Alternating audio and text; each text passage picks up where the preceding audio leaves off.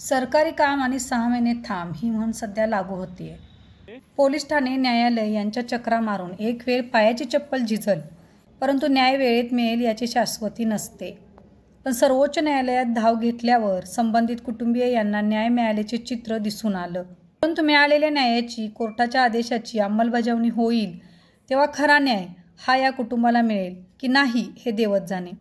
प्रकरण असे आहे की नागठाणे येथील एका हॉस्पिटलवर व संबंधित डॉक्टरवर 302चा गुन्हा दाखल व्हावा असा आदेश असतानाही प्रशासन कुठे कमी पडतंय हे पाहणे गरजेचे आहे। नागठाणे येथील हॉस्पिटल बंद व्हावे यासंबंधी सोमनाथ पवार यांनी जिल्हा आरोग्य अधिकारी यांना वेळोवेळी फोन करून पत्रव्यवहार करून पाहिला, परंतु त्यांचे कोणतेही अद्याप उत्तर त्यांना मिळालेले नाही। म्हणून त्यांनी सातारा जिल्हा परिषदेच्या आरोग्य अधिकाऱ्यांच्या दालनात ठिय्या आंदोलन करायला सुरुवात केली।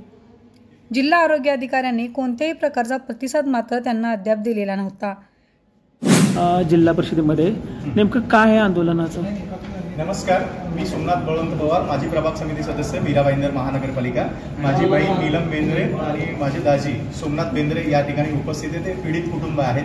दिनांक 1/2/2023 रोजी घाडगे हॉस्पिटल नागठाणे येथे माझी बहीण चेकअपसाठी गेले असता त्या ठिकाणी घाडगे हॉस्पिटलमध्ये डॉक्टर उपस्थित नसता कंपाऊंडरने डिलिव्हरी करण्यासाठी बहिणीला घेतलं। त्या दरम्यान सदर कंपाऊंडर हा डॉक्टरशी संपर्कात असताना त्यांनी डिलिव्हरी करायला घेतली आणि डिलिव्हरी करताना त्या बाळ हे दगावलेलं आहे। ते बाळ माझं तडफडून मेलेलं आहे, माझा पुतण्या तडफडून मेलेला आहे, माझा तडफडून मेलेला आहे। या कारणास्तव दिनांक 7/3/2023 रोजी नागठाणे पोलीस स्टेशनला गुन्हा दाखल झाला। गुन्हा दाखल करण्यात कलम होते 304, 304 अ, 316, 34 प्रमाणे गुन्हा दाखल झाला। परंतु आम्हाला पोलिसांच्या तपासावरती प्रश्नचिन्ह असल्यामुळे आम्ही माननीय हायकोर्टात अर्जी केली की बाबा हा तपास व्यवस्थित व्हावा आणि आम्हाला याच्यात व्यवस्थित न्याय म्हणून 302 अंतर्गत कारवाई व्हावी करून। मग तदनंतर माननीय उच्च न्यायालयाने आदेश दिले पोलिसांना। ह्याच्यात क्लिअरली असं दिसतंय की डॉक्टरच्या सांगण्यावरून कंपाऊंडरनी हा केलेला मर्डर आहे, तर तुम्ही 302 का दाखल नाही केली? मग माननीय उच्च न्यायालयाने 302 सदर गुन्ह्यामध्ये 302 दाखल केली। तदनंतर डॉक्टर जेव्हा सुप्रीम कोर्टात गेला, सुप्रीम कोर्टाने 302ला स्थगिती दिली। वारंवार ही केस तिथे चालत राहिली आणि गेल्या वर्षी 9/12/2024 रोजी माननीय सर्वोच्च न्यायालयाचा निकाल आला की आम्ही माननीय उच्च न्यायालयाच्या आदेशामध्ये जराही हस्तक्षेप करणार नाही, परंतु पोलिसांनी याच्यात व्यवस्थित तपास करून तुमची चार्जशीट दाखल करावी कुणाच्याही दबावाखाली न सापडता। तर मला माननीय जिल्हाधिकारी यांना मी जिल्हा आरोग्य अधिकारी यांना मी पत्र दिलं की साहेब हे सुप्रीम कोर्टाचे आदेश, हायकोर्टाचे आदेश मी तुम्हाला दिलेले आहेत।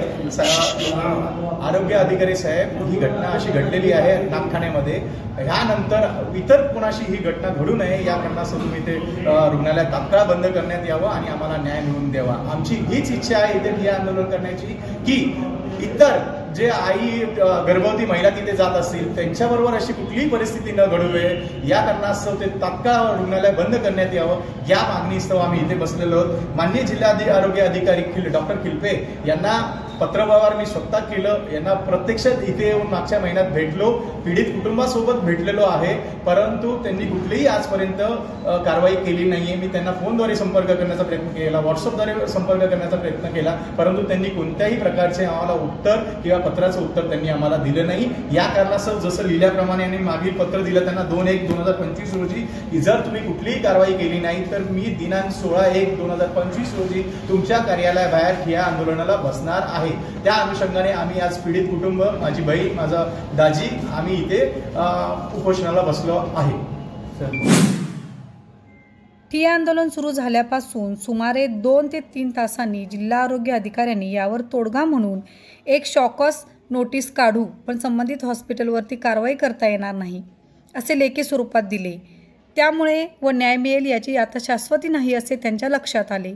आंदोलनकर्त्यांनी यासंबंधी पुन्हा या संदर्भात न्याय मागण्यासाठी वरिष्ठ स्तरावर जाऊ असे प्रसिद्धी माध्यमांना सांगितले। अधिकारी यांनी आम्हाला आश्वासन दिलं आहे की आम्ही डॉक्टर विकास घाडगे आणि रुग्णालया विरोधात आम्ही शोकास नोटीस काढू, परंतु त्यांनी एक लेखी दिले, त्याच्यामध्ये असं म्हटलेलं आहे की सदर प्रकरण हे न्यायप्रविष्ट असल्यामुळे आम्हाला त्यांची नोंदणी रद्द करता येणार नाही. आता ह्यांनी दिलेल्या उत्तरावरती आम्ही नक्कीच आमच्या वकिलामार्फत अभ्यास करून त्यांना आमचं पत्र देऊ आणि आम्हाला जर असं कळलं की आम्हाला इकडून न्याय मिळत नाही आहे तर आम्ही नक्कीच वरती उच्च स्तरीय आम्ही आमच्या